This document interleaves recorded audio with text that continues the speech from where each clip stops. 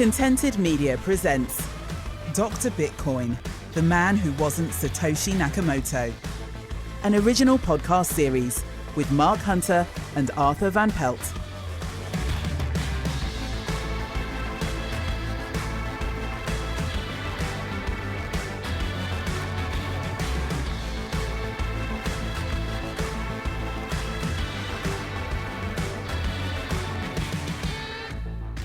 Craig Wright is an Australian computer scientist at the heart of a multi-billion-dollar battle to see who owns Bitcoin. Not the cryptocurrency, the brand. Wright has been trying to get himself recognised as Bitcoin's pseudonymous creator Satoshi Nakamoto for over 7 years, but having failed in the court of public opinion, he has recently taken his battle to bricks and mortar courts as he attempts to sue his way to being awarded ownership of the Bitcoin name and the trillion-dollar ecosystem that comes with it. Wright's supporters claim he is undoubtedly the creator of Bitcoin, while his detractors believe his claim to the Bitcoin throne to be based on nothing but a phalanx of lies and forgeries, supported and funded by a billionaire casino magnate. Throughout this series, myself and my co-host, semi-professional Craig Wright debunker Arthur Van Pelt, will take you through the incredible story of Craig Stephen Wright and his attempt to claim ownership of the financial revolution that is Bitcoin. This is not a story about Bitcoin, blockchain, or cryptocurrencies.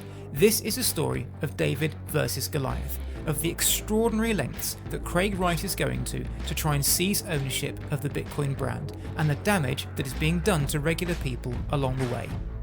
This is episode 5, 2 Forks and a Pineapple.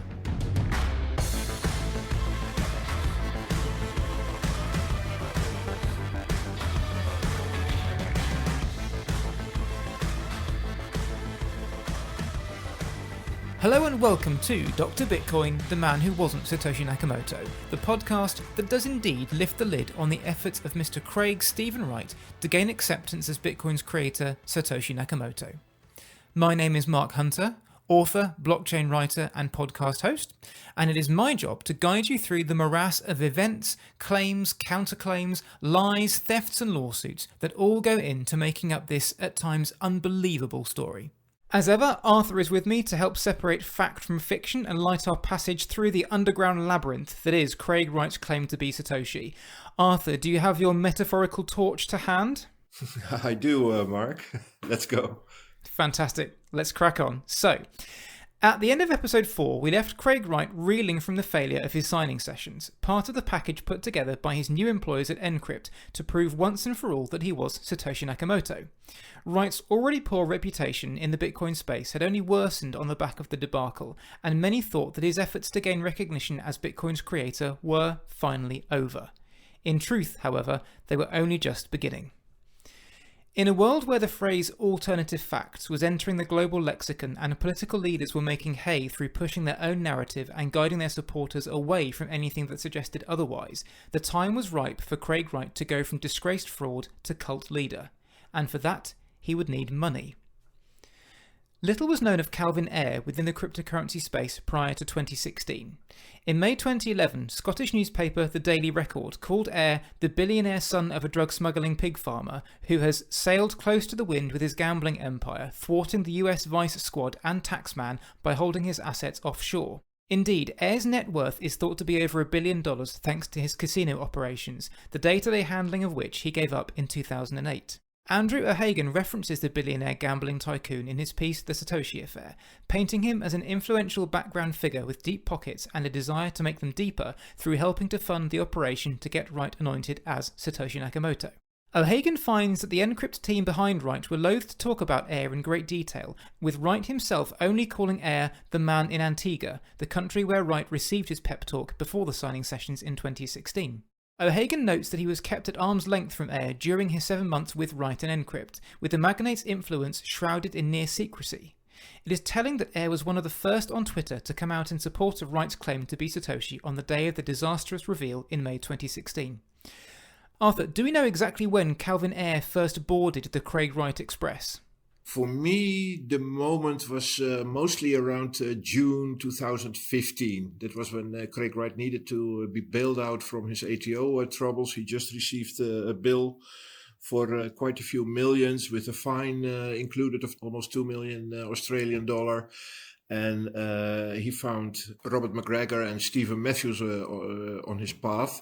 And in the background, in all the emails and threads that I've seen about it, Calvin was already involved. But they knew each other already somewhat longer. I don't know by head how many years longer, but Craig already worked for Bodog or companies falling under the Bodog group before 2015, way before 2015 actually. Because Wright said in November this year that Air was going to come on board in June 2015, but he had to force the deal off. So you think even though Wright claimed that this June 2015 deal was scrapped, Air still came on board in a different capacity shortly afterwards? Yeah, that could be, and I'm not so sure what was that deal about. That is some recent information that we received, and I did not find the time in these hectic days to fully inquire that. I consider it as something that is made up just recently. Having joined the list of wealthy people who Wright had convinced of his claim to have created Bitcoin, Air went into cryptocurrency in a big way in 2017. In August of that year, 2 months after pleading guilty to a misdemeanor charge related to a violation of the Federal Wire Act, Air purchased cryptocurrency news site CoinGeek, turning it from an independent outlet into a mouthpiece for Wright and his projects. This gave Wright even more of an incentive to remain recognised as Satoshi Nakamoto. His funding from Air depended on it. With a shared history of criminal convictions and battles with the taxman over offshore funds, it's pretty clear how Air and Wright bonded. Calvin Air would come to play a pivotal role in Craig Wright's life in the wake of the failed signing sessions and the pulling out of Stephen Matthews and Robert McGregor, the two men who had pioneered the doomed attempts to get the world to anoint Wright as Bitcoin's creator. Wright himself disappeared from public view following the signing sessions debacle, with author Andrew O'Hagan giving us a glimpse into Wright's mindset during the fallout, reporting at the end of the Satoshi affair that Wright was happy again and ready to take on the world, just weeks after being dismissed as a fraud by almost the entire Bitcoin community and, allegedly, trying to commit suicide. Perhaps sensibly, Wright kept his head down throughout the rest of 2016, beavering away in a much smaller office at nCrypt, where he still had his job creating blockchain patents and applications.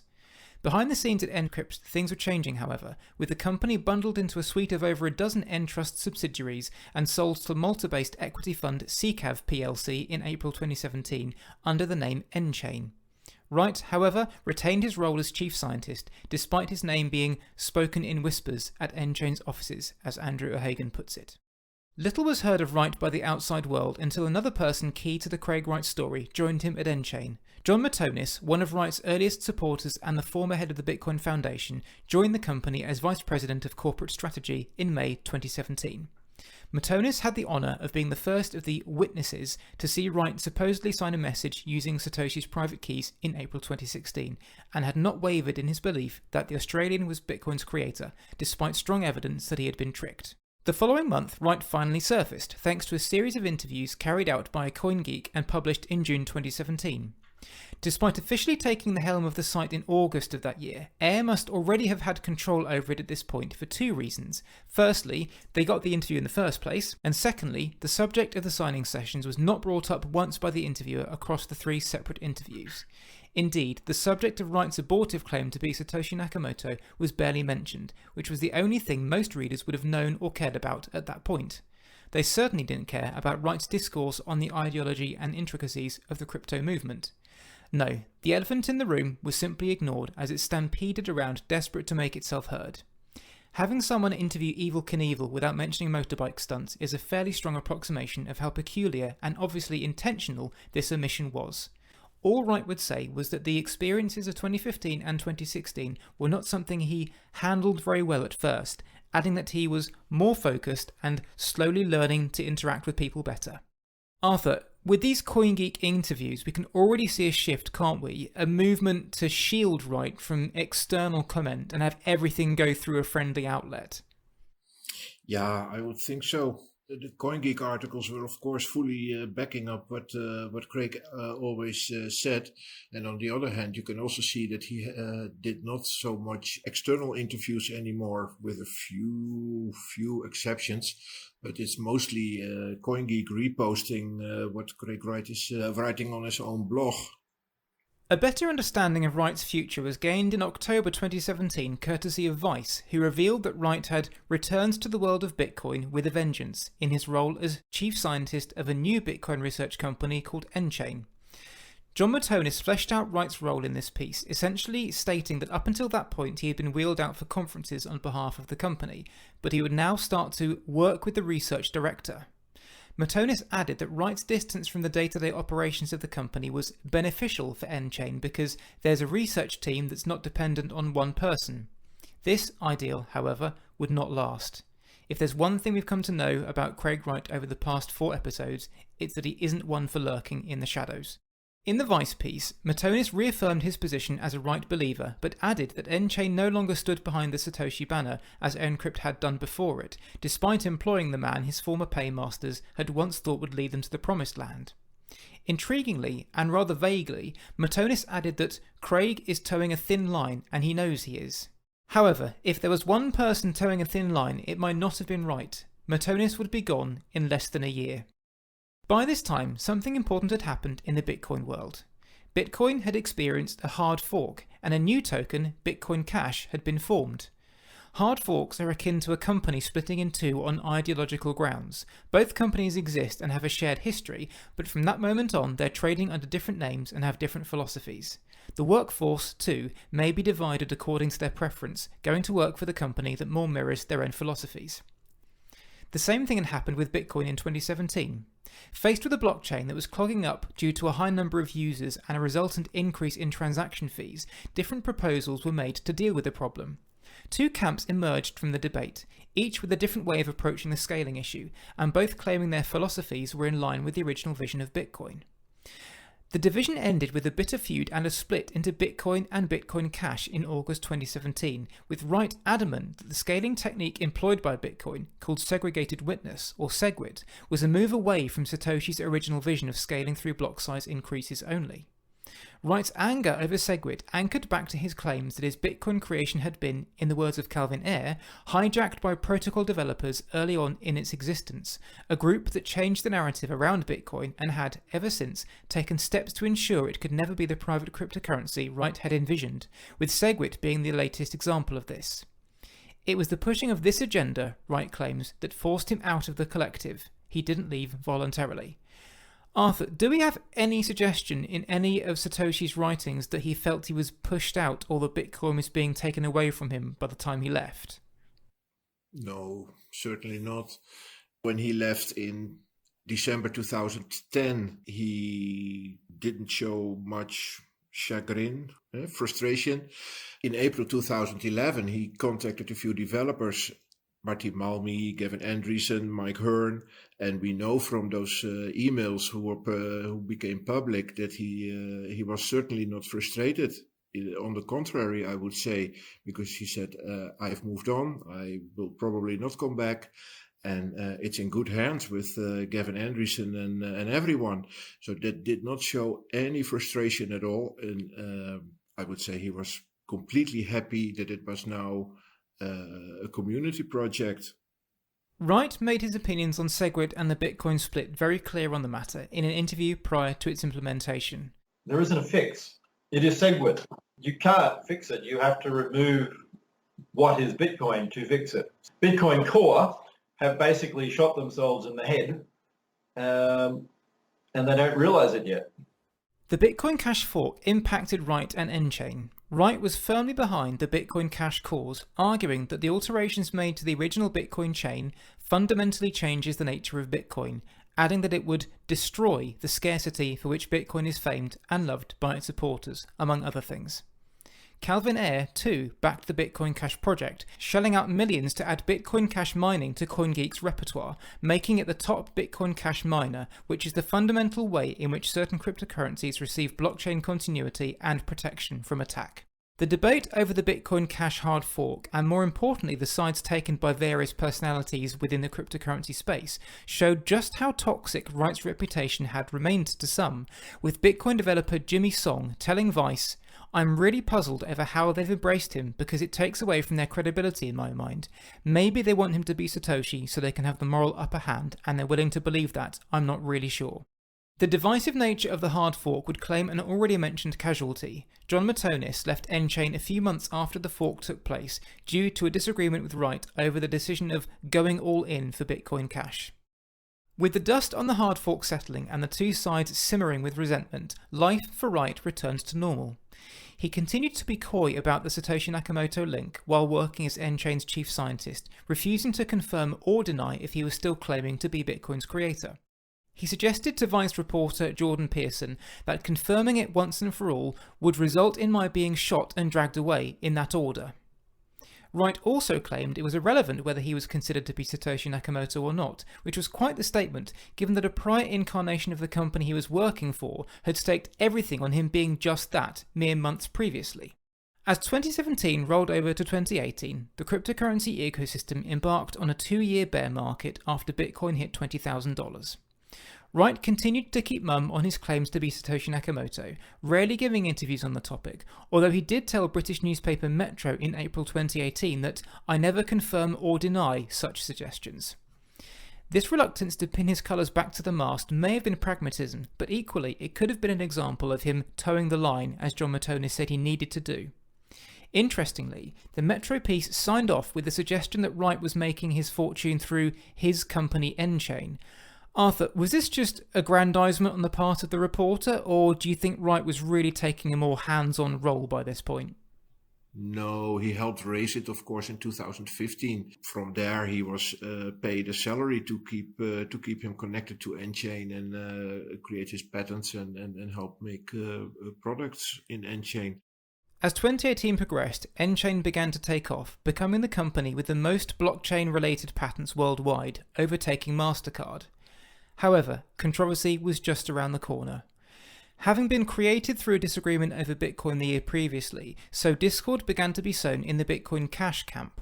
Yet again, scaling was the issue, and yet again, fundamental changes were considered which Wright believed deviated even further from the original vision of Bitcoin. The discussions over a potential upgrade had the effect of a red rag to a bull to Wright, bringing out the Mr. Hyde side of his character that had been dormant since his semi-disappearance from the scene 2 years previously. As the Bitcoin Cash battle picked up in intensity, Wright was soon back to his bellicose best, threatening to undermine the upgrade and, for the second time in a year, claimed he would split the chain and form a breakaway coin off the existing blockchain. This coin would be called Bitcoin SV, standing for Bitcoin Satoshi's Vision, and would have a gargantuan 128 megabyte block size, 4 times larger than Bitcoin Cash's proposed block size, and dwarfing Bitcoin's 4 megabyte block size with which Segwit had bestowed it. The reason for this block size upgrade, Wright says, was because it represented the only way of preserving user privacy in line with Satoshi's original vision. This forced the Bitcoin Cash camp to create their own separate coin in response, which they preemptively called Bitcoin ABC.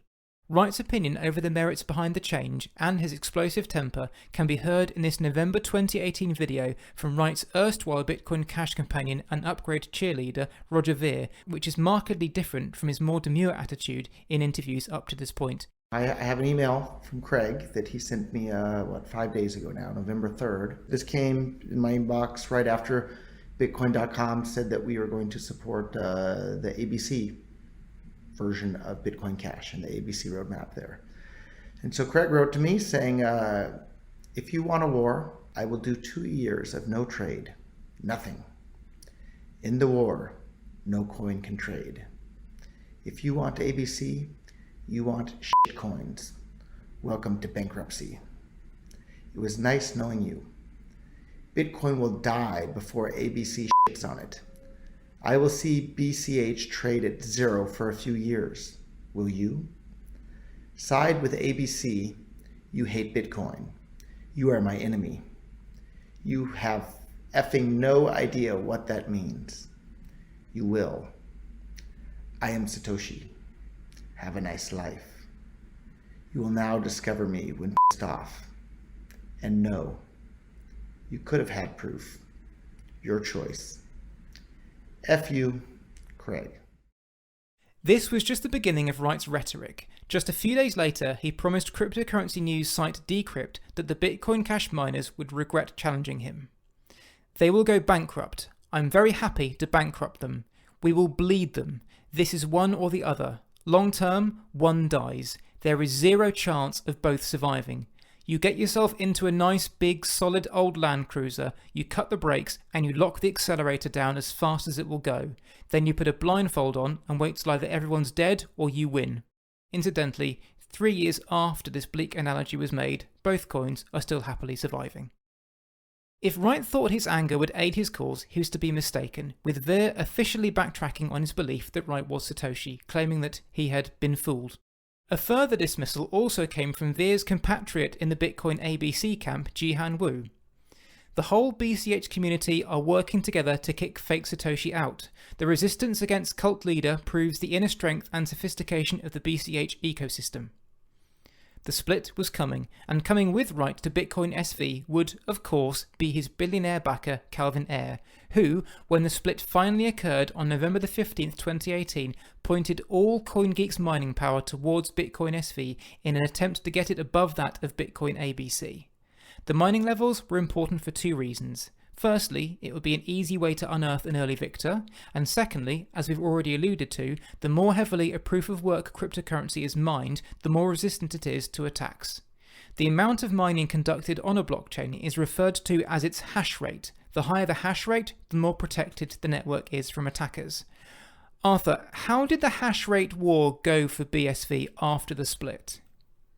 Yeah, not pretty well. It turned out that Roger Vere managed to what has been rumored as buying or renting hash rate and keep it way above the BSV hash rate. So it turned out that what Craig announced as being a no split, there will be no split.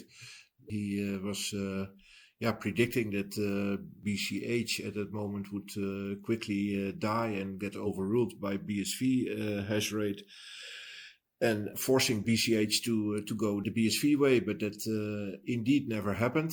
BCH implemented replay protection, and that made them split off indefinitely from BSV. So Craig's claim there will be no split, he lost it within days, weeks.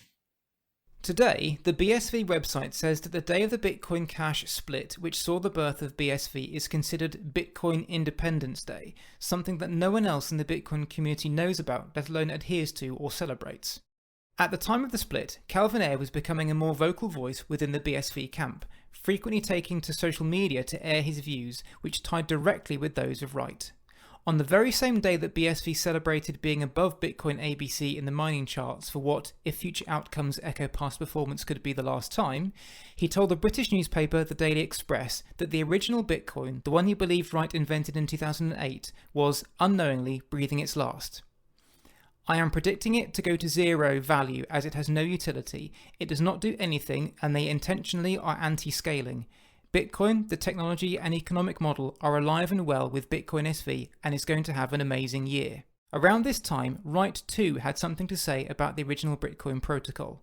Bitcoin Core is already dead. They just don't know it yet. With the changes from the original Bitcoin and what they've done to add SegWit and whatever else, they don't understand the system well enough, and they will learn next year that there is a fatal flaw in BTC. And by fatal, I mean there won't be any BTC at the end of next year.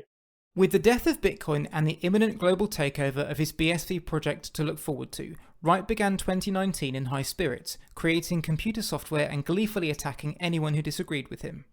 He was finally back, too, to claiming he was Satoshi Nakamoto, only this time there was a noted difference in his tone.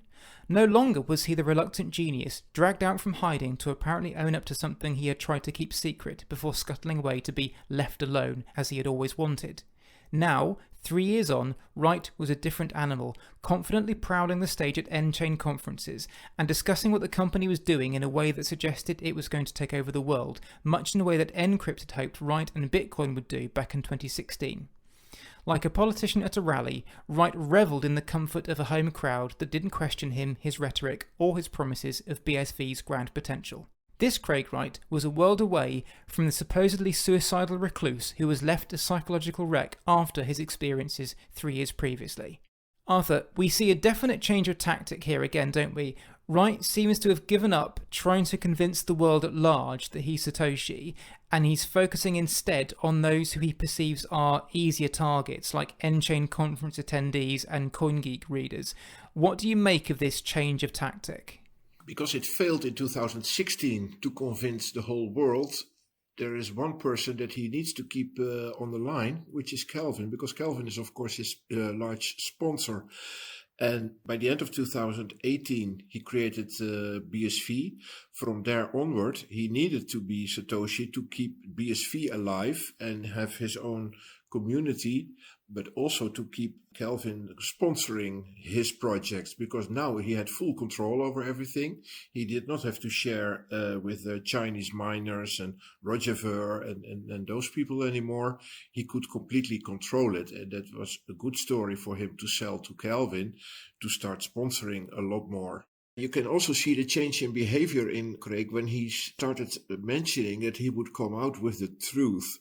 And he said it by the end of 2018. And he indeed started to write more on his blog, more about the history as well. He rewrites the history, so his vision and his lies about the history of Bitcoin and his history in Bitcoin, you could see that he ramped up his efforts to be recognized as Satoshi Nakamoto. I think it was mostly under the pressure, somewhat, of Kelvin.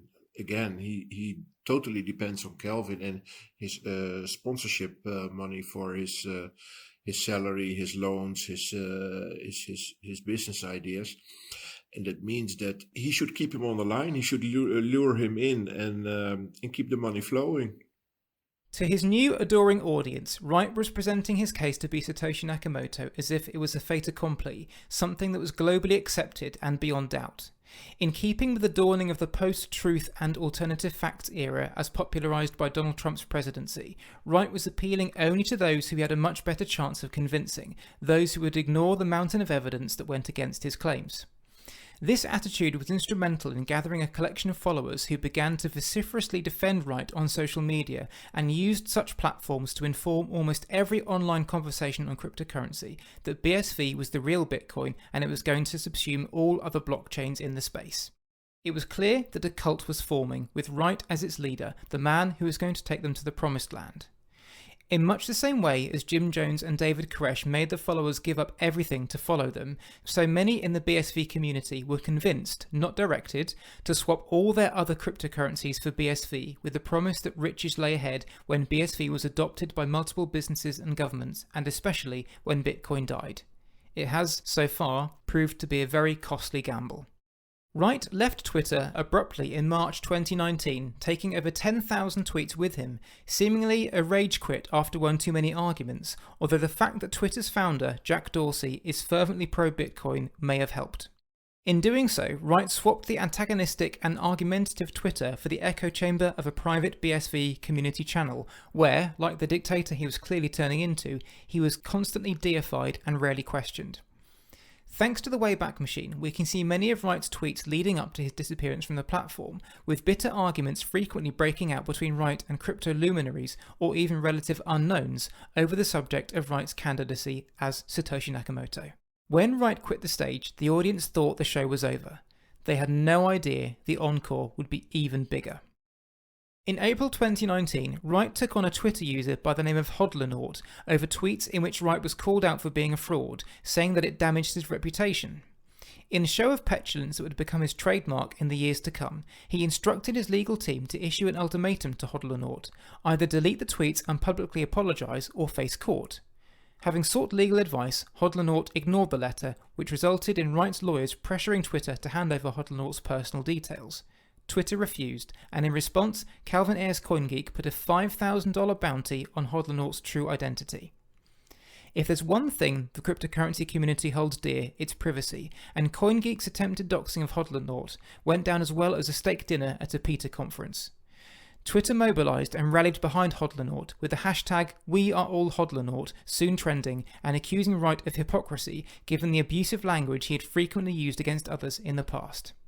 CoinGeek, meanwhile, asked prospective bounty hunters to be on the lookout for Hodlernaut near his hometown, posting pictures of his distinctive arm tattoos and listing conferences he was scheduled to attend, advising those seeking the reward to keep an eye out for individuals who seem unnaturally focused on keeping their sleeves rolled down. Arthur, for me, this marked a watershed in Wright's relationship with the crypto community. Before this, he was like a joke figure, like the fly at the picnic or something. But this action really marked him out as a bully who was completely unable to take the criticism, which was no worse than what he was giving out. Yeah, that is absolutely true. This is becoming a little bit personal for me, because this is the moment where I started mapping out all the fraud and started posting about it and trying to bring all the information together from all the years before, from Wired and Gizmodo times until that moment in 2019. I started to map it all out. I built a website and started writing about these things. So that was for me a moment of recognition. Wright's actions naturally increased the animosity towards him and acted like a rallying cry within the community. Soon, hundreds of Twitter accounts were calling him a fraud, with some challenging Wright to sue them all, and indeed, some offers he took up. In a 5-day spell during April 2019, Wright filed writs against Ethereum founder Vitalik Buterin, longtime nemesis Adam Back, and Bitcoin podcast host Peter McCormack, all of whom he felt had damaged his reputation with their comments. Not content with lining up new targets, Wright returns to haunt a friend-turned-enemy, Roger Vere, serving him with legal papers on May the 2nd for calling Wright a fraud and a liar. Wright had mixed success with this flurry of lawsuits. Buterin just ignored the lawsuit and Wright's legal team let it die before it got anywhere, while Wright's team abandoned the case against Back in late 2019, paying his legal fees in the process. So far, so bad. Next was a case against Roger Vere. This too was thrown out after the judge decided that a British court was not the correct jurisdiction, given that Vere had lived in Japan for 14 years. Wright was ordered to pay Vere's legal fees of $60,000, which he appealed and lost, but not before the judge in the case could offer up some choice opinions of Wright's case which sound just the slightest bit familiar. The claimant's evidence as to the extent of harm that the publications have caused, or are likely to cause, is weak, lacks detail, and puts forward evidence at a level of generality that is almost entirely speculative. There is no objective evidence of any harm to reputation in England and Wales. Interestingly, the appeals panel also noted that there remained a global issue about whether Dr. Wright was the inventor of Bitcoin. One can only imagine how Wright bristled at reading this. Wright was not done with Vere, however, and filed another charge of defamation with the High Court of Antigua and Barbuda following Vere's Antiguan citizenship, which he gained in 2020. This was due to Vere once again calling Wright a liar and a fraud in a YouTube video. We should at this point remind you that these are grown men, not toddlers with access to lawyers. Arthur, there seems to be more behind this Wright versus Vere battle, which honestly seems like it will only end when one of them dies. What is the story here? That is hard to say. I think Craig cannot take it as a good sport when he is losing an, well, I would not say friend, but at least a backer of his false stories. And that has to do with the character of such a person. Roger Vere was, I think, not believing the stories anymore. He never had proof, or maybe he had, but he didn't trust it anymore. He probably knew then that he was bamboozled, just like Gavin Anderson and the other people were bamboozled. It ended up that he did not believe Craig to be Satoshi anymore, so he left. That means that he is really having this angry mood to punish him, to have a revenge on Roger Vere. Wright's cases against Hodlnaut and McCormack are still pending, with the Hodlnaut case now expanded to 2 cases in different jurisdictions after Hodlnaut himself took action against Wright in his own country. The McCormack case could have settled in Wright's favour without a trial had Wright's legal team not managed to screw up the timestamps on the paperwork, leading to the judge having no choice but to continue with it. Those who wondered where Wright was finding the money to pay for all these legal shenanigans got their answer in August 2021 when an intrepid Twitter investigator got his hands on filings from the McCormack case. These revealed that Wright was funding his lawsuit spree via a hefty loan from Calvin Ayre, the collateral for which was 1.1 million Bitcoin supposedly held in the Tulip Trust, a trust whose very existence, as we've already discussed, is extremely doubtful. Wright has since maintained that he still believes he will eventually regain access to the Tulip Trust coins at some point, claims that were apparently enough to convince Ayre to hand over a 7-figure sum on its backing. Arthur, do you really think Calvin Ayre believes Craig is Satoshi, or do you think he's just playing along for the money? Oh, this is one of the hardest questions for me, Mark. Seriously. It is almost unbelievable that somebody like Calvin Ayre, who has become a billionaire with his businesses, and of course he has been on the edge of legal and illegal several times in his career, let's be honest, but I would not consider him that stupid that he is playing along with somebody like Craig Wright since 2015 until now. That's already 6 years that he is or he is pretending to be totally bamboozled by the story. He is saying in public that he has been advised even by his legal team that went through the evidence of all Satoshiness of Craig Wright, and they could not find anything that is going against the narrative. But that is, if you ask me, totally impossible. On the other hand, there's also a narrative to set up that he is not bamboozled and is still in or has grown into the con and keeps it alive for what I would consider the sunk cost fallacy. Shortly after Wright's lawsuit spree started in early 2019, it was revealed what else he'd been up to. On May the 21st, 2019, Calvin Ayre's CoinGeek reported that Wright had applied to the US Copyright Office as the creator of the Bitcoin white paper. CoinGeek revelled in the news, stating that the registrations issued by the US Copyright Office recognise Wright as the author, under the pseudonym Satoshi Nakamoto, of both the white paper and code. This is the first government agency recognition of Craig Wright as Satoshi Nakamoto, the creator of Bitcoin. Wright himself said of the venture, "I've come to understand that few people, if any, have taken the time to understand what is written in this paper, so I have formally published it and registered it with the Copyright Registry so that I can start teaching people the true meaning of what Bitcoin is about and stop people twisting the narrative." This bombshell hit the cryptocurrency community hard, and especially the BSV token price, which rocketed by over 100% in 24 hours. As it ballooned, the cryptocurrency world came to grips with the fact that an official body had finally recognised that Craig Wright was Satoshi Nakamoto. Except it hadn't. It turned out that Wright had merely applied for copyright over the Bitcoin white paper, something anyone can do, and that he had, in fact, been granted nothing. Despite the filing of the copyright claim giving him as much authority over the Bitcoin white paper as it did St. Paul's Cathedral, Wright and CoinGeek proudly boasted that Wright was now the recognised author of the Bitcoin white paper. Within days, however, 4 other people had filed their own applications with the US Copyright Office, one of which you may be familiar with. Yeah, that's me indeed. I thought, because I know a bit how that works, so I also filed a copyright claim, because it is not that you're being recognized as the author or having the copyright, it's only the registration of your claim on a copyright, and the Copyright Office will leave it in the end to the people to fight it out ultimately in court. If somebody is thinking, yeah, but I'm the true owner of the copyright and you are not the true owner of the copyright. Now, I was never afraid of not being recognized as a copyright holder, because I know the story behind how that went with that copyright. It started with Satoshi Nakamoto handing over the copyright on December 13 to the Bitcoin developers and on SourceForge. You can still see that on SourceForge in the old history of Bitcoin, that information is still online. It's not a secret that before he left, he picked up and edited many files, and especially the license file, because that is, of course, the umbrella file above everything. And there he changed his name to Bitcoin developers. He compiled it and he released it as the last version before he left.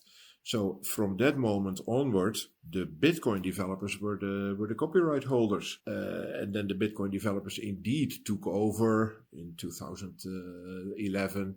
In the course of 2011, they moved to GitHub with all the stuff. And slowly everything was changed. The meaning of Satoshi was that all the copyright of software and associated documentation, which includes the white paper, is all part of now the public, the community. Well, now I'm going to stop you there, because on the 29th of May this year, Craig Wright addressed this and he said, the white paper was not in the same SourceForge file and folder as the license. More importantly, MIT licensing covers source code. The PDF is not source code, but the simple part is the research paper is in a separate folder without any license. Does that ring true in any way? No, that totally makes no sense, because the MIT license and the copyright is connected to the MIT license. That means that it is about the code, the software, and the associated documentation, and there is not something said about folders and subfolders that are included or excluded. It's just the whole package that you host under the MIT license on GitHub. I'm going to have to take your word for it. This is all getting a bit too technical for me, so I'm going to take your word on that one. If I'm even remotely wrong on this stance, because of course I have been looking into this, because many people have said, yeah, you're crazy that you have registered yourself as a copyright claimant on the white paper, because of course you're not the author. Yeah, I said I'm not the author. I never pretended to be the author either. I only pretend to have a legit and legally approved copyright claim, because I'm part of the group Bitcoin developers, and by license file in the GitHub, that group can make the claim, we are the copyright holders at this moment, because Satoshi said, I do not claim copyright for myself anymore. I hand it over to the community. So I hand it over to the Bitcoin developers. Now, I have contact with a lot of Bitcoin developers, and I help them. So I consider myself part of that community, although I don't do code, I don't do commits on GitHub itself. I do help Bitcoin forward. Now, and with that spirit in mind, we are all Satoshi.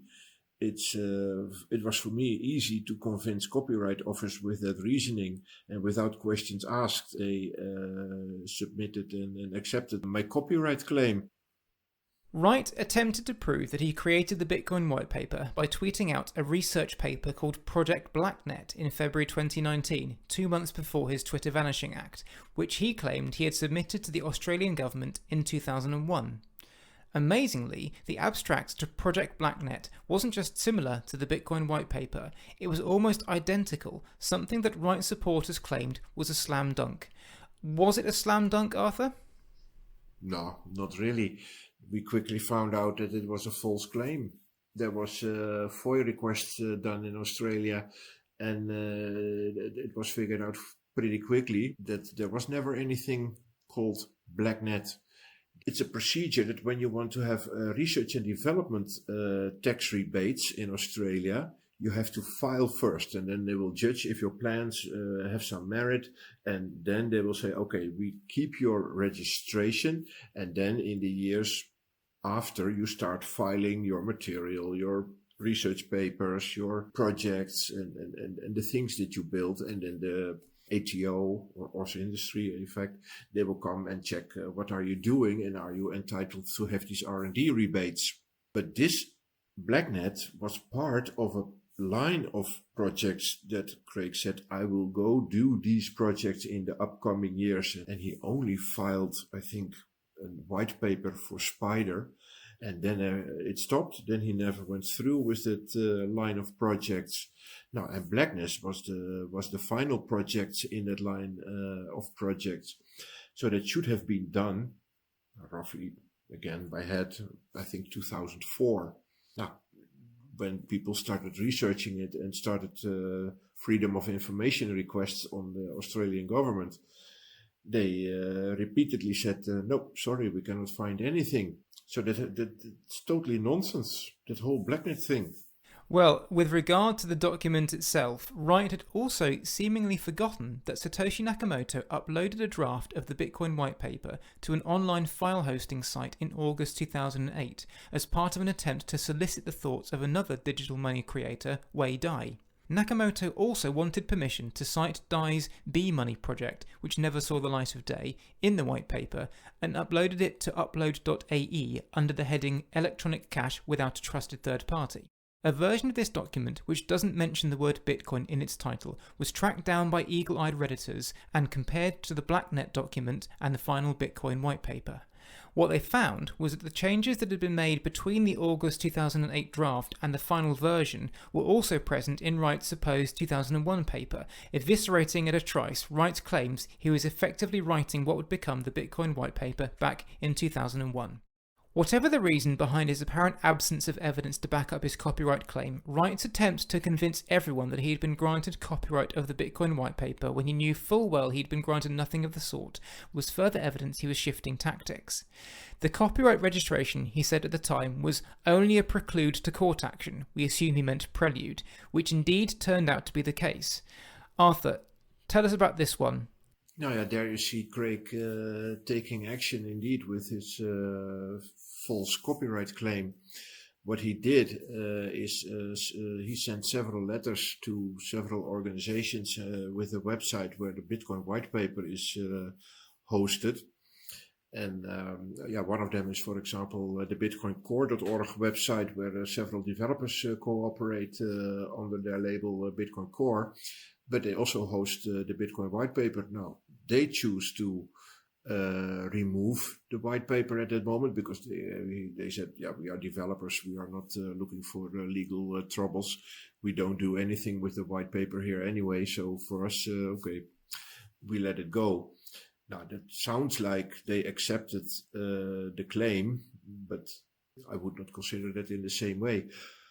The other case was that Craig sent a letter to bitcoin.org. For everybody, it's so recognizable that you have a Bitcoin white paper on bitcoin.org. It's where it all started. It's the website raised by Satoshi in 2008. So, of course, the Bitcoin white paper should be hosted there and freely available for everybody.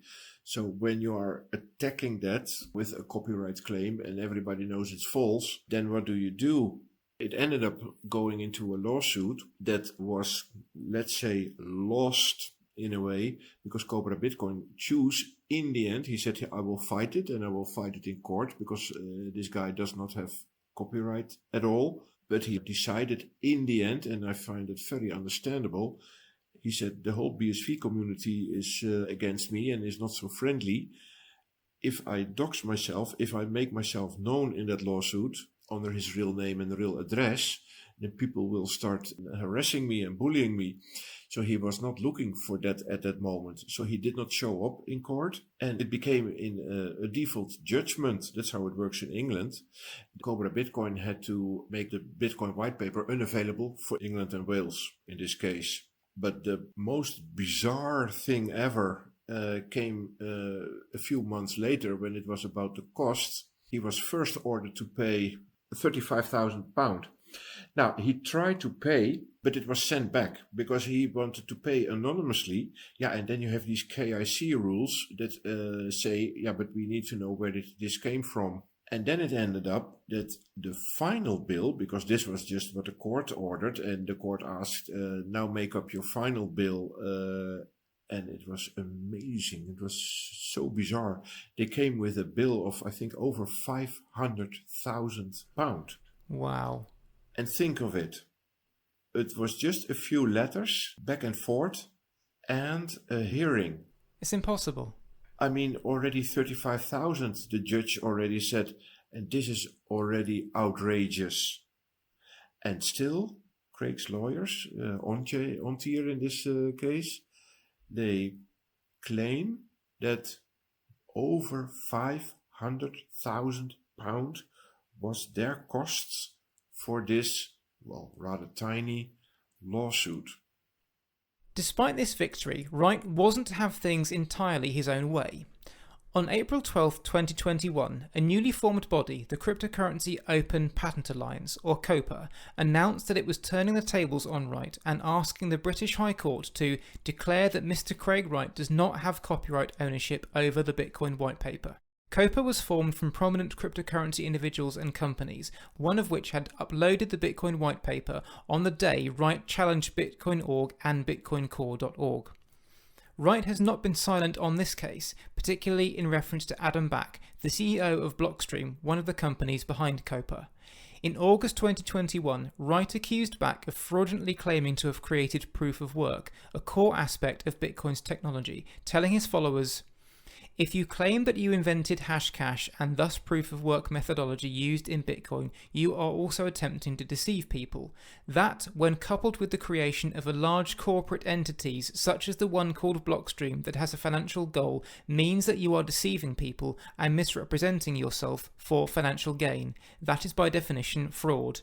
And it gets better.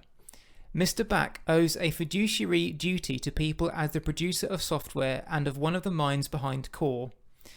As such, publicly representing that he is the creator of the proof-of-work algorithm behind Bitcoin and actively changing his website to falsely make this seem to be the case is not merely a reckless statement which would also happen to be a criminal action, but is knowingly acting. Arthur, how on earth can Craig Wright of all people write that with a straight face? Yeah, that's unbelievable. But that is what you see as a red fine line through his whole career. And you see that his fan community is doing exactly the same. They will quickly start accusing you of the same things that they are actually doing themselves. Because for them it's comfortable to be in that narrative because they know they are doing it and they probably realize it all and that they can just push it in your face. Projection, pure projection. Wright has also used the Copa case to lash out at Twitter, claiming that their support of Copa through another Jack Dorsey-owned company is trying to stop innovation by helping to finance the case against Wright. Wright is framing the Copa case in the way that many cult leaders frame the attempts from outsiders to force them to stop. They frame it as a matter of persecution, a case of the corrupt authorities wanting to take down the small man, and turn it into a battle for their very survival. Indeed, in another post on his community channel on November the 11th, 2021, Wright said, "Ironically, the Copa case will fall apart before it even begins. In a few weeks the case will end and the evidence will show that I created Bitcoin alone. Oh, an injunction to seize a domain takes less than an hour to obtain. Coinbase could vanish from the internet in a moment. They are my first head. Then Core, meaning Bitcoin. Every dev will capitulate or be enjoined. I hope they fight. I made the offer, I prefer the rejection. I want their heads. I am doing this Genghis Khan style." Not content with razing the cryptocurrency space to the ground, Wright's secondary focus is claiming ownership of the Bitcoin name through which he can market BSV, using the claim that his iteration is the only coin that can legitimately call itself Bitcoin. The price of the BSV token spent the rest of 2019 losing all the gains it had made in its 24-hour jump, leaving those poor BSV holders to rue their purchases even more. Calvin Ayre's prediction of Bitcoin's death and BSV's amazing year that would be 2019 didn't exactly come to pass. BSV ended 2019 at $97 per coin, 10% up from the date of Ayre's interview, whereas Bitcoin ended 2019 at $7,200 per coin, up over 100% from the date of Ayre's prediction, being mined 83 times more heavily than BSV. And what of Wright's prediction that a fatal flaw in SegWit would see it wiped from the face of the earth by the end of 2019? The less said about that, the better. As 2019 tipped into 2020, Calvin Ayre was back at the prediction game again, proclaiming big things for those beleaguered BSV holders. Ayre said that BSV was in line to become the only contender to be the world's first true world computer, which is as vague as it is unprovable, adding that by the end of Q1, BSV will be the undisputed highest daily transaction blockchain, massively surpassing all others. This didn't happen, with BSV in fact ending the quarter in third place behind both Bitcoin and another cryptocurrency, XRP. Ayre also predicted that by the end of 2020, BSV would be higher than any other token, including Bitcoin.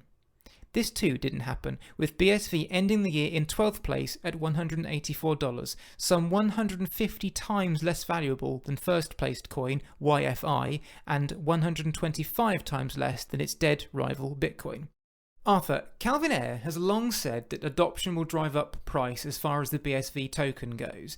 Given that CoinGeek writer Michael Verman said at a BSV conference in October this year that BSV had taken the lead in blockchain adoption in Europe, that must mean the price is through the roof now, no? Yeah, one would think so. Unfortunately, it's not the case. It's now hovering somewhere between 60 and 65 market cap place. Adoption is rather low, I would think.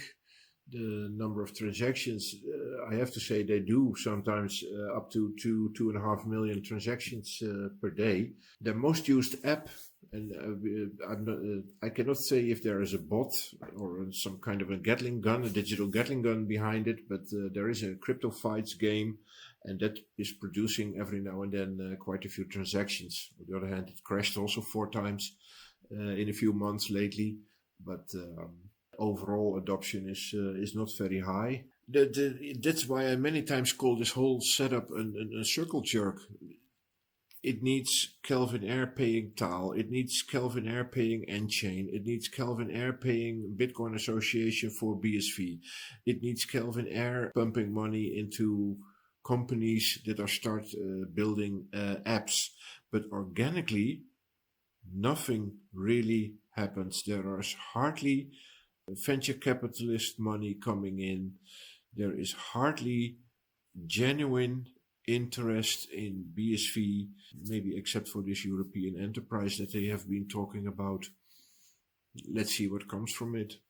With 2020 being the year in which many of his lawsuits would be heard if not settled, Wright was clearly in for a busy time. His actions to this point, however, paled into insignificance with what happened in February of that year. On February 24th, Wright announced that his computer had, again, been hacked, this time some 3 weeks prior, and private keys for 2 Bitcoin wallets containing almost 110,000 Bitcoin and other cryptocurrencies had been stolen and then deleted from his system, worth a staggering $1.1 billion at the time. We'll come to the reason why he announced this in a moment, but first we'll examine the particulars of the hack. Wright claimed that a person or persons unknown broke into his house and planted a pineapple, a network penetration device, behind his television, which they used to access his computer via the network, stealing access to wallets containing the Bitcoin plus BSV tokens and other files. They also, for no apparent reason, wiped 37 gigabytes of cloud data. If this doesn't sound outlandish enough, Wright also made another staggering claim about what happened at the time of the hack. On the time that the break-in occurred and someone installed the pineapple in my house while we weren't here, ADT, the security firm, had a data center failure and lost all records. This is quite an incredible claim once you decode the mangled English, and one that ADT did not take kindly to, as a Twitter statement shortly after the claim showed. Our team have investigated claims made regarding a February 2020 data center outage and can confirm that no such disruption occurred during the time in question. In the event of a data center outage, our centers have robust backup systems in place as determined by industry standards. When presented with this response, Wright was repentant and admitted he had made the whole thing up. Just joking. He in fact said, "Who stated data center? The issue is my lost videos, not the company's. There is no claim that the data center was down." That's just... ADT, the security firm, had a data center failure and lost all the records. Yeah, just checking. You need to be careful, Craig. Those are the kind of comments that can land people in court. Wright also claimed that police had told him it wasn't just one security company whose records were corrupted on the night of the hack, but that in fact, several outages across multiple companies occurred right at the same time. So here then, we have a team that has the capabilities to take out the operations of several nationally recognised security companies in one location at the same time, all so they can sneak into Craig Wright's house. However, in November 2021, Wright offered a more convenient theory. They snuck in while tradesmen were in the house. Either way, they still took out all those security cameras, suggesting that Wright's home was under constant surveillance as the gang waited for its perfect chance to strike. Once inside, the gang apparently planted the pineapple device and scarpered, leaving the cybercrime element of the team to tackle his setup, as Wright later described it. The private keys required to control and spend the Bitcoin and other digital assets in the addresses were contained in encrypted wallet.dat files contained in a password-protected RAR file stored on my computer. The password to the protected RAR file was contained in a digital password safe known as KeyPass. The RAR file and KeyPass were also stored in and synced with 2 cloud storage devices, OneDrive and Google Cloud. Wright says he noticed an unexpected transfer of some BSV and Bitcoin when checking a wallet on February the 8th, which led him to discover that the RAR file containing the 2 wallet files with their private keys and KeyPass data had been stolen. Given that Wright has in the past called himself certifiably the world's foremost IT security expert, the hackers must have had layers of security to wade through, suggesting some individuals at least equal to Wright were involved in the job. So now we have a group made up of experts in surveillance, security system hacking, physical break-ins, and network penetration, all coming together to steal Bitcoin from Craig Wright. Arthur, this all suggests that it wasn't just one or two people that were involved in the hack on Wright, but some kind of Ocean's 11 style operation was conducted. I had no idea these kind of teams operated in Surrey. It's the same type of surprise for me, Mark. It's an astonishing story, and what is very surprising also is that it never reached the headlines of any serious magazine or newspaper or mainstream media. It has never been in the press. This is an amazing hack if it took place. Wright says that the smaller amounts of Bitcoin and BSV have apparently been moved to exchanges, but crucially, the 110,000 Bitcoin has not been moved from the two wallets. Wright gives 3 reasons why this could be. First, the hackers have not been able to break through the file encryption. Second, that their aim was destruction of data as well as theft, and the gang may not have realised what they had in their possession. And third, they may be waiting until the heat has died down to move the Bitcoin. Arthur, let's look at these in a bit more detail. It's certainly plausible that the hackers may not yet have been able to decrypt the RAR file yet, but given the amount of expertise shown so far, you would have thought they would have some idea of how Wright would protect the files and have people on hand to tackle this. It's so hard to imagine what might have happened in Craig's pipe dream of this hack to make it believable that it happened. But let's presume that it happened. Then if they are so sophisticated that they can do all this like an Ocean 11 team, then it might be expected that they can break through a RAR file too, indeed. Billions of dollars worth of Bitcoin, and they've been at it for almost 2 years. They're going to have cracked it by now, surely, if they're that good. Yeah, one would think so, yeah. Now, we'll come back to Wright's second point in a minute, but his third suggestion is that the crooks knew exactly what they had, and they have access to it. They're just, in his words, biding their time so they don't arouse suspicion. We can call that out as being nonsense straight away, because there are people all over the world monitoring these wallets for that very reason, including the law enforcement agencies of multiple countries, and it's all publicly viewable data. These guys wouldn't be stupid enough to think that no one will notice when they move it, are they, Arthur? In fact, the longer they wait, the more chance they've got of it being traced, surely. Yeah, exactly. Those wallet addresses, they are indeed public in the blockchain of Bitcoin, and they are permanently monitored by all kinds of tools and chain analysis software. So let's presume those thieves are real. They will never get anywhere. The moment they move, the moment the whole apparatchik will start moving and try to trace down who is moving those Bitcoins. And so to Wright's second point. Wright says that he thinks the aim of the operation was theft as well as destruction of data, adding that the hackers likely didn't know what they had on their hands until it was made public. Rather confusingly though, he also says that the hackers would have understood the underlying value of the data they had stolen. Either way, this suggests that this group of highly skilled criminals who are so professional they've never been identified, let alone arrested, put time, effort and resources into staking out and then breaking into Wright's house, not to steal $1 billion worth of Bitcoin, but to steal and then destroy 37 gigabytes worth of his data. They just happened to collect the Bitcoin wallets as well and only found out what they had on Twitter. Arthur, setting aside the likelihood of this avenue of reasoning, this is another example of Wright saying he's been targeted and persecuted again, isn't it? Which has been going on for years now. Yeah, it's another story in a long line of excuses about being hacked that started with the ex-staff that might have hacked him in December 2015. Then that story came up that he, in the month before December 2015, that he was hacked by disgruntled ex-staff that wanted to bring him down and bankrupt his companies. Now, one of the wallets that Wright alleges was stolen has a rather unique history, doesn't it, Arthur? Yeah, that is the Bitcoin address that starts with 1 Feeks. It's a famous address that has been long known that it is involved in a hack of Mt. Gox, the most early hack of Mt. Gox, which happened on March the 1st in 2011. And this has been researched pretty well by WizTech Security from Japan.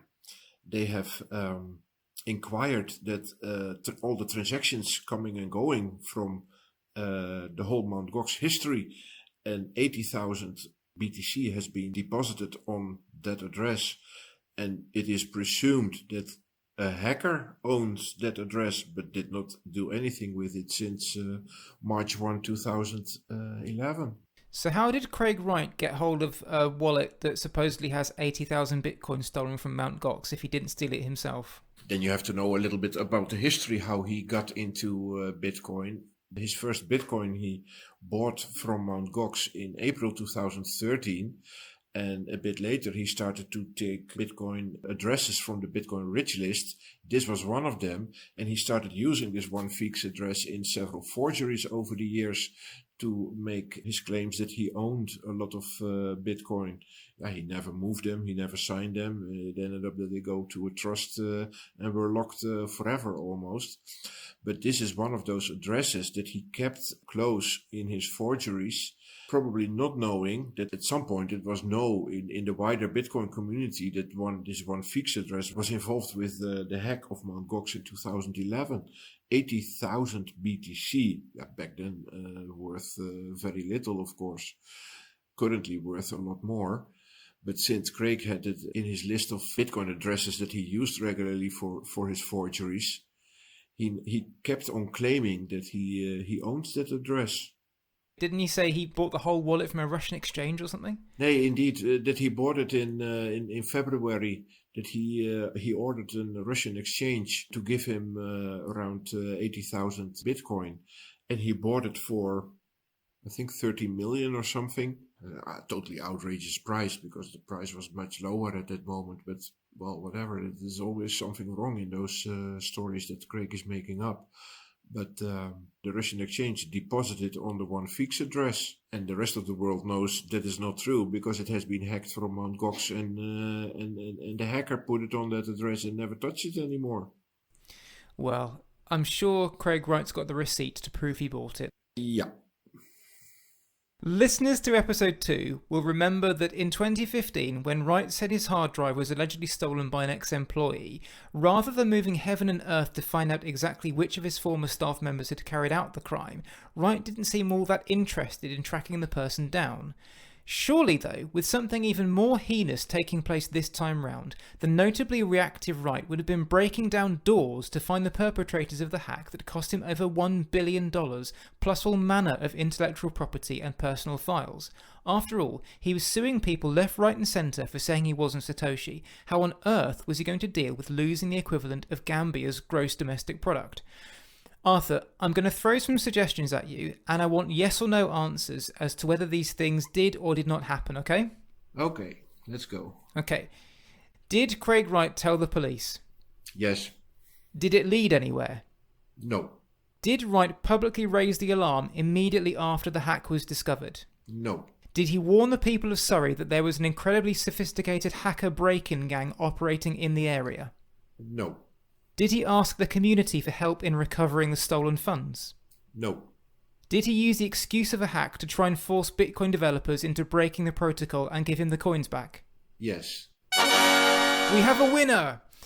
Indeed, Wright's actions in the aftermath of the supposed hack bear out the suggestion that other plans were in play. Rather than trying to elicit sympathy over the massive loss or warning other large Bitcoin holders of a new threat that lurked out there, Wright instead promised a big announcement that impacts the entire space, changes every blockchain, and destroys the lies. This was put into action on February 24th, when a collection of individual Bitcoin developers received letters from Wright's lawyers informing them of the supposed hack on Wright's computer. Any sense of what does this have to do with us from the developers quickly evaporated when they read on, as did their sense of credulity. Wright was demanding that, as owner of the stolen coins, they provide the victim, Tulip Trading Limited, with access and control to the stolen Bitcoin. Arthur, what did that mean in practice, and how viable was it?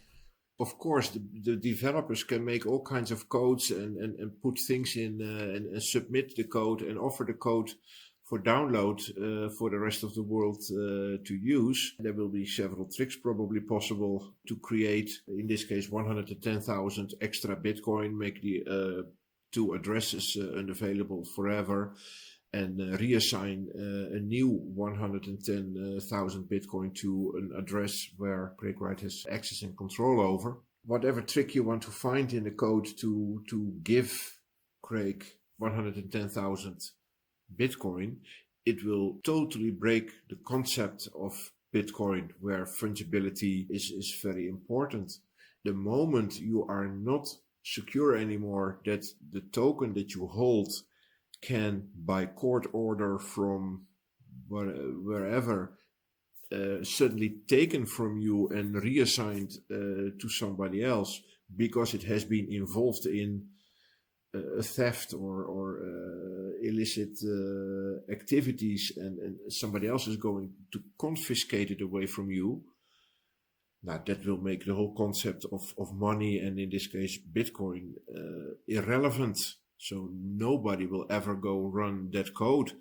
And Craig is of course claiming that he will then sue the miners, and he will then sue the nodes and whoever is involved with doing something with transactions and blocks and running codes for keeping the network going.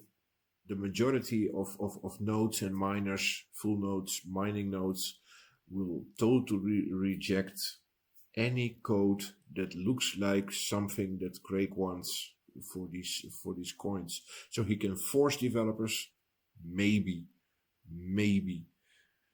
but then it stops.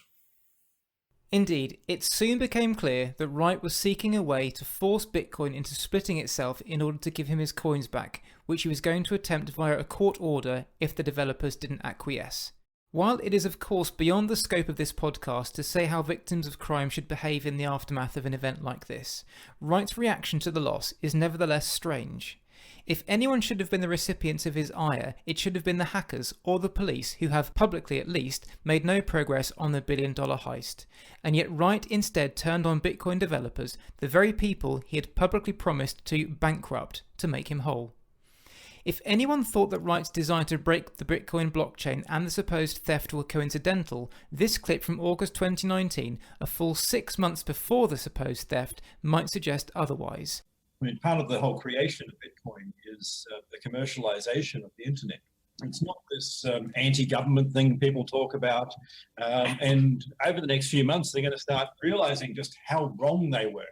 Immutable means you have a record. That doesn't mean that it can't change. So where people say Bitcoin, you own the keys, you own Bitcoin. No, you don't. Actually, if someone steals your keys, you don't own, the person with the transferred Bitcoin doesn't own it. So I'll give you something that people don't realize. Government can actually result in court orders being issued to seize and transfer Bitcoin. There's none of this, you don't get to do whatever. Wrong.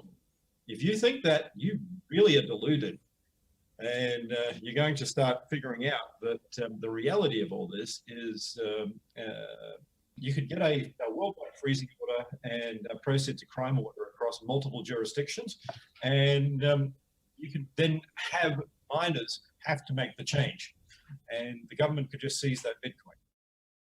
So, Arthur, here is Craig Wright discussing the idea of a government forcing miners to effectively rewind the blockchain and return stolen Bitcoin, or in this case he's talking about people sending Bitcoin to terrorist organisations. And he says that, quote, over the next few months people will realise how wrong they were to assume otherwise. He even gives the example of private keys being stolen. And then 6 months later, who should get the exact set of circumstances needing to test this but Craig Wright? What are the odds? Yeah. He has been thinking about this for a long while. That was pretty clear, and it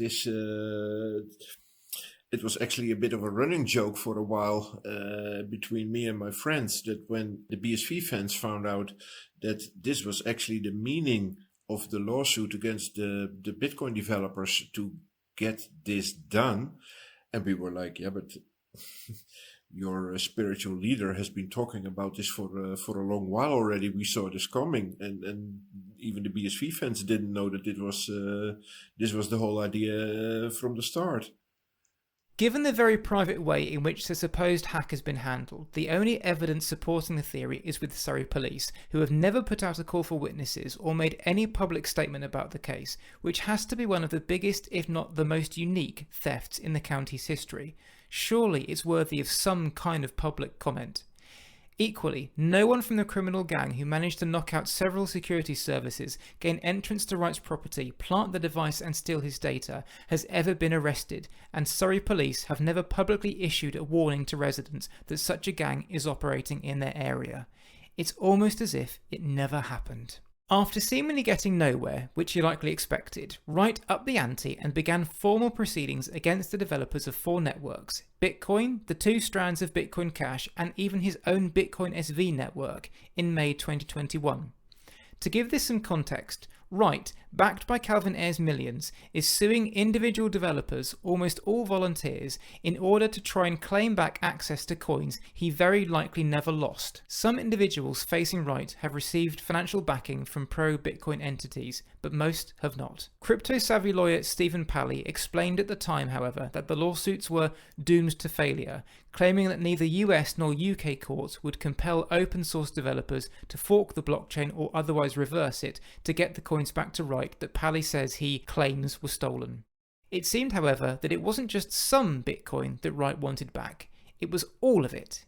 This is evidenced by references in his initial letters to the various developers in February 2020, which was helpfully explained by CoinGeek, who wrote, "The letters also restated Dr. Wright's claim to the Satoshi Nakamoto pseudonym and asserted that Tulip Trading Limited owns the right to the name Bitcoin and the Bitcoin database.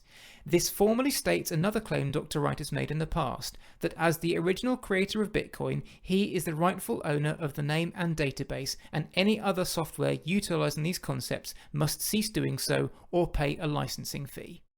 So there you have it. Wright's game is to get legal sanction to charge anyone who wants to use the Bitcoin name a fee to do so, essentially turning the whole thing into his own private fiefdom, which he claims is his right as its creator. Arthur, this isn't all that Craig Wright wants, though, is it?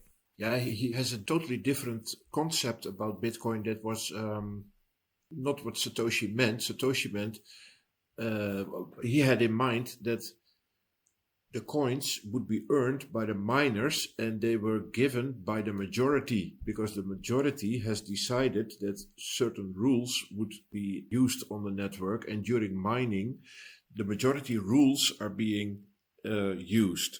And the moment a miner mines a block and the block is being accepted by the majority, at that moment the block subsidy will go to the miner that mined the block. And that means that the issuance rate is slowly working towards 21 million being issued until 2140. That is a totally different concept as what Craig Wright is claiming. He says, no, I own 21 million Bitcoin from the start in 2009. I am Satoshi, and I had 21 million Bitcoin at the start of the Bitcoin network in January 2009. And I slowly give them away to the miners that are working for me. They are my agents. They are under he even mentioned the word contract. I've been mining Bitcoin also for several years.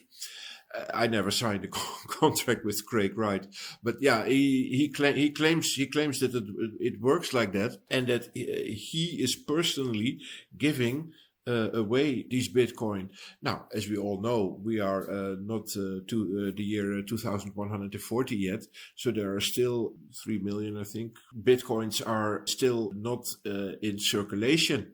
Yeah, and he just claims that these 3 million is still his property. It's totally nonsense. The shift Wright has undergone since his 2016 proof sessions fell apart could not be more obvious. In 2015 and then again in 2016, Wright was all about proving he was Satoshi Nakamoto himself through cryptography, or at least methods that he himself or his PR company controlled. Since 2019, he has abandoned all attempts to cryptographically prove he is Satoshi Nakamoto, saying variously that he's already done so, that he doesn't need to do it, and that he doesn't care if no one believes him. Even if Wright were to win all his lawsuits, it is doubtful that anybody except the cult of followers he's curated within the BSV community will believe that he actually is Satoshi Nakamoto, and they already believe him. It's clear that the focus is no longer on swaying the opinion of the wider community as it was in 2015 and 2016. Instead, it is now about obtaining by whatever means possible a legal right to lay claim to the Bitcoin name, of getting people to bow down to him in subjugation. Wright's attitude during these years has changed too. 2016 Craig Wright seems almost demure by comparison to what we have now. It's akin to something from the Harry Potter novels. The young, brash Tom Riddle has now grown up into the narcissistic cult leader of Lord Voldemort. If this sounds far-fetched, consider that in 2021, Wright labelled himself the punishment of God in cryptocurrency, and promised to burn cryptocurrency into non-existence and have the US government collect the ashes. He has also threatened through his court cases to personally hunt every dev until they are broke, bankrupt and alone.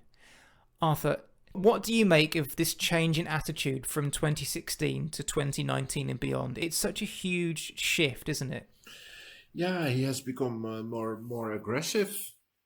But again, I have the feeling that especially for keeping the money flowing from Kelvin, he has become more aggressive. He took loans from Kelvin in the millions. And at some point, Kelvin will start asking that money back. So he needs to do actions to get money, to get a grip on Bitcoins that he always claimed to have.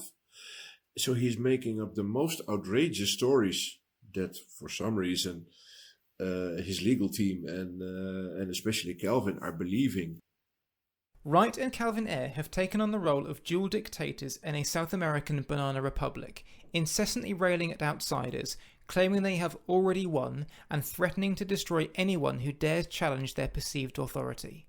They have collected about them a cabal of dedicated followers who ignore any suggestions that Wright is lying about any of his claims, despite evidence that contradicts a great many of them, and are waiting for the day when, in Ayre's words, BSV will be larger than all of crypto combined. For reference, this would mean that BSV has a market cap of over $3 trillion, making it the most valuable corporate entity in the world. At the time of recording this, its market cap is just $3.2 billion, some 937 times off where it needs to be. Keep holding, boys, the moon is just around the corner. At this point, we must remind ourselves that this is a podcast about Craig Wright, and not the whys and wherefores of a cryptocurrency battle. In truth, Bitcoin has indeed made changes to the original protocol which has seen it depart from the ideals set out in the white paper, which is of course why Bitcoin Cash and Bitcoin SV exist in the first place, although Wright has never presented evidence for his convenient argument that he was forced out, and, as we have heard, there is plenty of evidence to suggest otherwise. As with all cryptocurrencies, what you choose to buy, hold and support is a matter of personal preference. Moving back to Wright then, only by standing back and taking a bird's eye view can we clearly see how Wright has switched tactics in his attempted Bitcoin power grab. What started as a way of explaining tens of millions of dollars worth of suspicious Bitcoin transactions to the Australian Tax Office in 2014 has descended into Wright creating a cult following and threatening to crush anyone who opposes him. To those who have been following Bitcoin for any length of time, this behaviour is so far removed from what we know of Satoshi Nakamoto that it seems pretty clear we're talking about two different people, which presumably is why Wright is only trying to appeal to his base and can only visualise success through the law courts. An example of just how far down the cult rabbit hole the BSV camp has gone can be evidenced by an exchange Wright had with his group in August 2021. My time, my money, my f***ing rules. If you don't like this, enjoy, because I won't be here. This is not an ultimatum, this is not a discussion, this is the way the f***ing world works. If you're too much of a f***ing snowflake to accept that, then I don't give a flying f***, but you can explain to everyone that you've pissed off by getting rid of me. I don't need or want you to give me different opinions on what you think my politics should be or my demeanour should be. I have been doing more degrees than any of you will ever do in your life, even in the last year. In this process, I have gone to both right-wing and middle-of-the-road and left-wing universities. I have studied critical race theory and I have studied women's studies.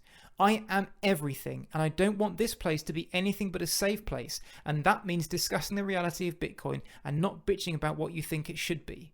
If you think otherwise, f*** off. If you don't agree, f*** off. If you want to argue with me, get the f*** out of my life forever.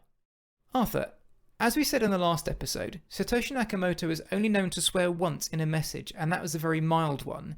This rant was only put out about 3 months prior to this recording. What does this tell you about his mental state at the moment? He is into his end game. These rants, they are out of this world, and they are becoming more frequent this year. Since he started the lawsuits, he has been talking about nuclear Armageddon. He has been talking about bankrupting developers. It's so completely unhinged. It's only going worse. What I'm considered, he is in his endgame. In 2015, Wright made a deal with nCrypt that he claimed he was unable to fulfill because he didn't want the pressure of being officially outed as Satoshi Nakamoto. 4 years later, he signed a deal with Calvin Ayre that allowed him to start a new project as well as numerous court cases predicated on the very fact that he is Satoshi Nakamoto. Wright has told his followers in his community channel, "I am Satoshi," 18 times in the last 6 months alone, and yet still maintains that he has been dragged from his developer's lair to reinforce his credentials. The fact is that in most cases, Wright started these fights himself, which allows his claims that "everyone hates me but I don't care" to become self-fulfilling prophecies that he can feed back to his group as evidence that he's being shunned, not because he isn't Satoshi Nakamoto, but because the real Bitcoin is being quashed. Among this litany of lawsuits is one rather special case in the US, which has done more to expose Craig Wright's lies and forgeries than any other. It represents the first time that all the evidence he has put forward for his claims to be Satoshi has been examined, and, in most cases, found wanting. It's a case that could see Wright on the hook for some $1 trillion if he loses. It's a case where the judge recommended Wright be sanctioned for submitting forged evidence and perjuring himself on the stand, as well as almost being arrested for his behaviour in the courtroom. It's a case that has been almost 4 years in the making and has seen Craig Wright make headlines around the world again. And it's coming next. Arthur, that just about wraps us up for episode 5. Thank you once again for your expert knowledge and insight. You're welcome. Don't forget, you can follow Arthur on Twitter at MyLegacyKit for regular updates on Craig Wright, or for more in-depth pieces on Wright and his activities, you can follow him on Medium, also at MyLegacyKit. A word of warning though, Arthur's work naturally contains spoilers, including key events that we'll be discussing in this series, so please be advised of that before you take the plunge. Arthur, thanks again, and I'll see you for the next one. Let's do this again quickly. I'm looking forward to it. Yes, me too, Mark. Thank you for listening to episode 5 of Dr. Bitcoin, the man who wasn't Satoshi Nakamoto. If you've liked what you've heard, we'd love it if you could rate and even review us on your podcast app of choice to help us spread the word. Make sure you subscribe to the podcast too in order to get the episodes the moment they drop. For the latest updates on new episodes and bonus material, you can follow us on Twitter at DrBitcoinPod, that's at DrBitcoinPod, and you can contact us at drbitcoinpod@gmail.com, that's at drbitcoinpod@gmail.com. If you'd like to support the podcast, why not drop us a few shekels or a few sats via the links in the description. Thanks once again for listening, and we'll see you next time. You've been listening to Dr. Bitcoin, the man who wasn't Satoshi Nakamoto. Written by Mark Hunter, with additional material by Arthur Van Pelt. Editing and production by Mark Hunter.